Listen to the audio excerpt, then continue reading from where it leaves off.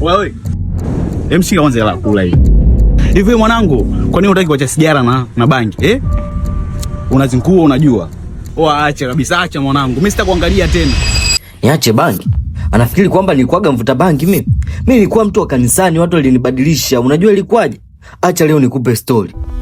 Siku moja kwenye mafundisho ya vijana nilikuwa na njaa sana, sijala siku 2, ikabidi niombe msaada kwa ndugu zangu. Kama nini ndugu zangu? Mimi hapa nilipo ndugu yangu, hata mnaongea sielewi, nina njaa, sijala toka jana sijui. Kwa kama kuna mmoja hata na 2000 naomba nisaidie. Sikia walichosema.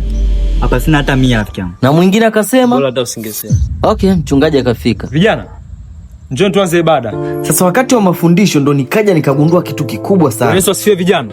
Hizi. Kwanza kabla ya yote tujaendelea, ningependa utoe sadaka kwa sababu kama mnavyoona ujenzi wetu wa kanisa bado haujakamilika. Ambaye amebarikiwa na Bwana anaweza akatoa chote, atabarikiwa. Mchango ulipoanza kutolewa, yule jamaa aliyesema hana hata 100 alitoa dola. Ina maana huyu jamaa alininyima, kumbe ana dola kabisa, sio hela za Kitanzania. Hadi mchungaji anafurahi. Roho iliniuma sana, iliniuma mno. Nikamwangalia sana jamaa, nikasema lakini nisiweke kinyongo.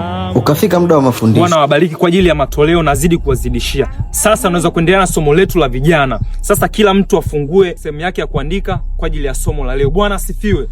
Bwana asifiwe. Mambo nisaidie karatasi ndugu yangu niandike. Sasa utana dada yangu 300 na kushinda 300.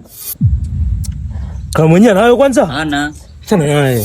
Kunitania karatasi niandike neno la Mungu ananinyima. Sema fresh. Baada ya mafundisho nikamfuata mchungaji ili niweze kupata msaada. Baba mchungaji baba. Kwema.